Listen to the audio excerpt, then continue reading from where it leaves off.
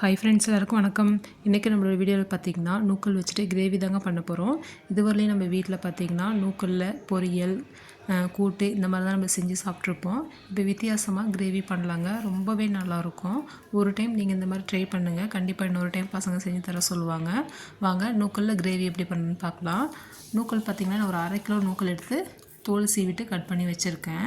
இந்த நூக்கல் கிரேவி பண்ணுறதுக்கு ஒரு மசாலா ரெடி பண்ணிக்கலாங்க. இதில் ஒரு மிக்ஸி ஜாரில் 1 ஸ்பூன் மிளகு, 2 ஸ்பூன் மல்லி சேர்த்துக்கலாம்.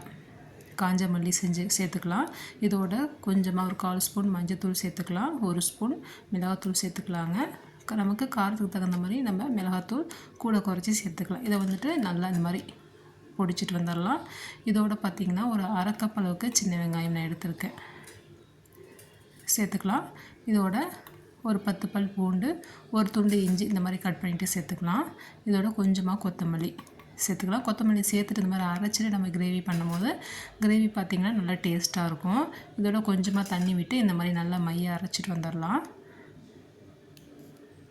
இது ஒரு பக்கமாக இருக்கட்டுங்க. இப்போது ஸ்டவ் ஆன் பண்ணிவிட்டு ஒரு கடாயை வச்சுக்கலாம். கடாய் நல்லா சூடானதும் எண்ணெய் விட்டுக்கலாம். ஒரு 3 ஸ்பூன் அளவுக்கு எண்ணெய் விட்டுக்கலாம்.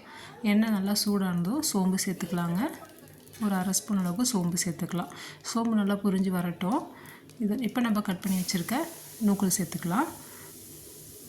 நல்லா நமக்கு எந்த அளவுக்கு நமக்கு கட் பண்ண பிடிக்குமோ அந்த ஷேப்பில் கட் பண்ணிவிட்டு சேர்த்துக்கலாம். நல்லா இந்த அளவுக்கு காய் ஓரளவுக்கு ஒரு பாதி அளவு வெந்ததுக்கப்புறம் நம்ம அரைச்சி வச்சுருக்க மசாலாவை சேர்த்துக்கலாங்க.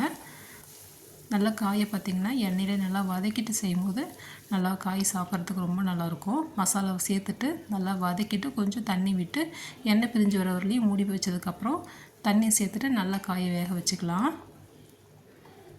மசாலா சேர்த்துட்டு நல்லா எண்ணெய் பிரிஞ்சு வரணுங்க. அதுக்கப்புறம் நம்ம தண்ணி ஊற்றிட்டு நம்ம கொதிக்க வைக்கணும். பாருங்கள், காய் பார்த்திங்கன்னா நல்லா திரண்டு வந்திருக்கு, நல்லா வெந்து வந்திருக்கு. மசாலா பார்த்திங்கன்னா நல்லா பச்சை வாசனை போயிட்டு கிரேவியும் பார்த்திங்கன்னா ரெடி ஆகிடுச்சு. இந்த டைமில் கொஞ்சமாக கொத்தமல்லி கட் பண்ணிவிட்டு தூவி விட்டுக்கலாம். இந்த கிரேவி பார்த்திங்கன்னா இட்லி, தோசை, சப்பாத்தி இதுக்கெலாம் ரொம்ப சூப்பராக இருக்குங்க. நீங்கள் ஒரு டைம் ட்ரை பண்ணி பாருங்கள். நூக்கல் வாங்கினா கண்டிப்பாக இந்த கிரேவி ட்ரை பண்ணுங்க.